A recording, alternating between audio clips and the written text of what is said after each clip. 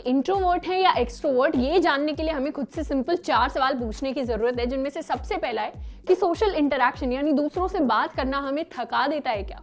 दूसरा ये है क्या दूसरों से बात करने की बजाय हमें खुद के साथ टाइम बिताना ज्यादा पसंद है। तीसरा ये, जब भी हम किसी से बात करते हैं तो हमें 1 to 1 बात करना ज्यादा पसंद है एज कंपेयर टू कि हम ग्रुप में बैठकर बात करें। और चौथा ये है कि हमें किसी भी ग्रुप सेटिंग में सेंटर ऑफ अटेंशन बनना पसंद नहीं है। कोई पार्टी है, कोई फंक्शन चल रहा है, उसके अंदर सब हमारी ही बात करें, ये सिचुएशन हमें इतनी ज्यादा पसंद नहीं है। अगर इन चारों सवालों का जवाब हाँ है तो एक मेजर पॉसिबिलिटी है कि हम एक इंट्रोवर्ट हैं, और जवाब अगर नहीं है तो एक मेजर पॉसिबिलिटी है कि हम एक एक्सट्रोवर्ट हैं। अब एक इंट्रोवर्ट या एक्सट्रोवर्ट होना ब्लैक एंड व्हाइट चीज नहीं है, ये एक पूरा का पूरा स्केल है जिसके ऊपर हम कहीं भी लाई कर सकते हैं। एक इंट्रोवर्ट होने की जो डिक्शनरी डेफिनेशन है वो कहती है कि इंट्रोवर्ट शाय लोग होते हैं, लेकिन मॉडर्न टाइम्स में ये डेफिनेशन कंप्लीटली चेंज हो चुकी है। आज इंट्रोवर्ट होने का मतलब है वो लोग जो खुद के साथ ज्यादा टाइम बिताना पसंद करते हैं रादर देन बाहर लोगों के साथ हैंग आउट करना है। लेकिन एन इंट्रोवर्ट इज नॉट शाय, यानी वो दूसरों से बात करने में शर्माता नहीं है। एक इंट्रोवर्ट सोशली ऑकवर्ड नहीं है, यानी उसे पता है कि कौन से सोशल सिचुएशन में हमें किस तरीके से बिहेव करना चाहिए। एक इंट्रोवर्ट होने का मतलब ये भी नहीं है कि हमारे पास कम कॉन्फिडेंस हो, और एक इंट्रोवर्ट होने का मतलब ये भी नहीं है कि हम बैड कम्युनिकेटर हो, यानी हमारी कम्युनिकेशन स्किल्स बुरी हो।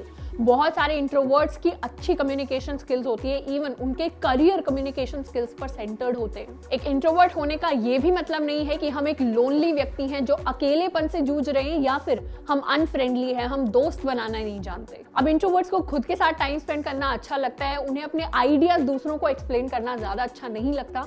तो ऐसी सिचुएशंस में क्या इंट्रोवर्ट सक्सेसफुल हो सकते हैं? इसका जवाब है एब्सोल्युटली हाँ। दुनिया के बहुत सारे ऐसे सक्सेसफुल लोग हैं जो आइडेंटिफाई करते हैं एज इंट्रोवर्ट्स। इसमें काफी बड़े नाम आ जाते हैं, जैसे Warren Buffett, Bill Gates, Elon Musk, Mark Zuckerberg, Johnny Depp, Emma Watson, Julia Roberts, Tom Hanks, Meryl Streep और बहुत सारे बड़े नाम। अब यहाँ पर सवाल ये आता है कि आज के टाइम्स में क्या एक इंट्रोवर्ट होना बुरी बात है? बहुत सारी मूवीज, बहुत सारे शोज ऐसे होते हैं जिन्होंने हमें फीड कर दिया है कि एक्सट्रोवर्ट्स जो होते हैं ना, जो दूसरों के साथ बात करते हैं, पार्टीज करते हैं, ग्रुप्स में हैंग आउट करते हैं, वो चैंपियंस होते हैं लाइफ के अंदर। लेकिन ऐसा कंप्लीटली जरूरी नहीं है। सक्सेसफुल लोगों में कुछ लोग इंट्रोवर्ट्स की तरह आइडेंटिफाई करते हैं, कुछ लोग एक्सट्रोवर्ट्स की तरह आइडेंटिफाई करते हैं। तो एक अच्छी life, happy, fulfilling, successful life जीने का एक इंट्रोवर्ट या एक्सट्रोवर्ट होने से कोई लेना देना नहीं है। वो कुछ बेसिक क्वालिटीज हैं जो कोई भी पर्सन अपने लिए डेवलप कर सकता है। आज के टाइम्स में सोशल मीडिया ज्यादा बढ़ गया है, तो सारे फिजिकल कॉन्वर्सेशंस जो थे आजकल वर्चुअल की तरफ झुक रहे हैं, जिसकी वजह से नंबर ऑफ पीपल जो इंट्रोवर्ट्स की तरह आइडेंटिफाई करते हैं वर्ल्ड में, वो इंक्रीज होते जा रहे हैं। अब लाइफ में बहुत सारे सोशल सेटिंग्स ऐसे आते हैं जब हमें दूसरों के साथ कम्युनिकेट ज्यादा करना होता है, या फिर हमें ग्रुप के साथ हैंग आउट करना पड़ता है। ये सिचुएशंस ऐसे हो सकते हैं कि मान लीजिए आप आज एक कॉलेज स्टूडेंट है, लेकिन कल को जाकर 10 साल बाद, मान लीजिए 15 साल बाद, आपको अपने घर वालों के लिए कोई बर्थडे पार्टी या कोई फंक्शन ऑर्गेनाइज कराना है। तो उसमें आपकी रिस्पॉन्सिबिलिटी होगी एज अ होस्ट कि आप बाकी लोगों के साथ जाकर बात करें, जिसमें ग्रुप इंटरैक्शंस आपको करनी पड़ सकती है। अगर आप अपने करियर की बात करें तो फ्यूचर में जाकर अगर आप टेक में जा रहे हैं या किसी और पोजीशन में जा रहे हैं, तो लीडरशिप पोजीशंस पर जाने के लिए आपका दूसरों के साथ इंटरैक्ट करना और अच्छे सोशल स्किल्स होना जरूरी है। अब अगर हम एक इंट्रोवर्ट हैं तो हमारे लिए थोड़ा सा डिफिकल्ट हो सकता है बाकी लोगों से बात करना, क्योंकि इनेटली हमारे अंदर से नहीं आता कि हम ग्रुप्स में जाकर इंटरैक्ट करें। पर एक ऐसी चीज है जिसका हमारे लिए करना नेसेसरी है, जो हम 1 to 1 कॉन्वर्सेशंस या फिर छोटे ग्रुप्स में कॉन्वर्सेशंस करके इस क्वालिटी को डेवलप कर सकते हैं। बहुत सारी स्टडीज ये कहती हैं कि जैसे ही हम थोड़ा सा ज्यादा इंट्रोवर्ट होने लगते हैं, वैसे ही हमारी सोशल स्किल्स, हमारे कम्युनिकेशन स्किल्स थोड़े से डाउन जाने लगते हैं। ऐसे में हमें खुद पर खास ध्यान देने की जरूरत इसलिए है कि फ्यूचर में ऐसी सिचुएशन जरूर आने वाली है जिसमें हमें लोगों के साथ इंटरैक्ट करना पड़ेगा। ऐसा कब हो सकता है? आज हम कॉलेज के अंदर हैं और हम 1-2 दोस्तों से अपना काम चला पा रहे हैं, लेकिन फ्यूचर में जाकर मान लीजिए किसी फैमिली मेंबर के लिए हमें अगर कोई बर्थडे पार्टी, कोई फंक्शन ऑर्गेनाइज करना है, तो उसमें हम एक होस्ट की तरह एक्ट कर रहे होंगे और हमारे लिए इंपॉर्टेंट होगा कि हम अपने सारे के सारे गेस्ट से बात करें। अगर हम फ्यूचर में अपने करियर की भी बात करें तो हम आगे जाकर टीम लीड या लीडर जैसी पोजीशंस पर जाएंगे, जिसके लिए कम्युनिकेशन स्किल्स और सोशल स्किल्स होना बहुत ज़्यादा इंपॉर्टेंट है। वहाँ पर हमें एक पूरी की पूरी टीम को मैनेज करना पड़ सकता है, उनके साथ आइडियाज़ अपने शेयर कर सकते हैं। और किसी भी ऑर्गेनाइजेशन में सक्सेसफुल होने के लिए, किसी भी फील्ड में सक्सेसफुल होने के लिए सबसे इंपॉर्टेंट है कि आपके दिमाग में जो इंटेलिजेंस है, जो अच्छे आइडियाज़ हैं, जो ग्रोथ के एलिमेंट्स हैं, वो आप दूसरों के साथ शेयर कर पाएं, कम्युनिकेट कर पाएं। इसीलिए अगर हम इंट्रोवर्ट हैं तो हमारे लिए इन दोनों स्किल्स पर ध्यान देना बहुत ज्यादा इंपॉर्टेंट है। अब इन पर ध्यान देने का मतलब ये नहीं है कि जाकर हम उन लोगों से बात करने लगे जिनके साथ हमें कंफर्टेबल फील नहीं होता, बल्कि हमें कंफर्टेबल सिचुएशन में इस अनकंफर्टेबल चीज को करना चाहिए। यानी अगर हमें छोटे ग्रुप्स के साथ कंफर्टेबल फील होता है तो हम 2 से 3 लोगों के साथ इंटरैक्ट कर सकते हैं, उनसे बातचीत करके अपनी कम्युनिकेशन सोशल स्किल्स को बढ़ा सकते हैं। इस पर अगला सवाल ये आता है कि अगर हम एक इंट्रोवर्ट हैं तो क्या हम पूरी लाइफ एक इंट्रोवर्ट रहने वाले हैं? साइकोलॉजिस्ट बिग 5 नाम के एक पर्सनालिटी मॉडल को स्टडी करते हैं जो हमें पर्सनालिटी की 5 डायमेंशंस के बारे में सिखाता है। इसमें 5 डायमेंशंस हमारे पास आ जाती हैं। इसमें सबसे पहले आ जाती है ओपननेस, यानी हम दूसरों के साथ कितना ओपनली, कितना फ्रेंडली बात करते हैं। दूसरी आ जाती है कॉन्शियसनेस। तीसरी आ जाती है एक्स्ट्रावर्जन, जो डिफाइन करती है कि हम कितने एक्स्ट्रावर्ट हैं, कितने दूसरों के साथ घुलते मिलते हैं।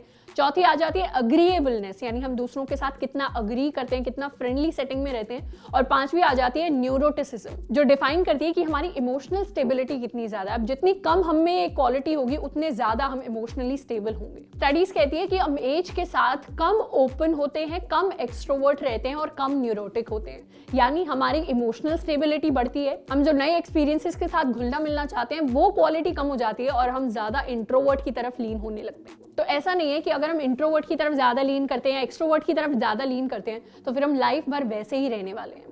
ऑब्वियसली हम कंप्लीटली इंट्रोवर्ट से कंप्लीटली एक्सट्रोवर्ट या कंप्लीटली एक्सट्रोवर्ट से कंप्लीटली इंट्रोवर्ट इस तरीके से अपनी पर्सनालिटी में शिफ्ट नहीं लेकर आ सकते, पर हम कुछ क्वालिटीज हैं अपने बारे में जो चेंज कर सकते हैं, इंप्रूव कर सकते हैं। अब आप में से कईयों की तरह मैं भी एक इंट्रोवर्ट थी। स्कूल में मेरी 3 दोस्त हुआ करती थी और कॉलेज में उससे भी कम।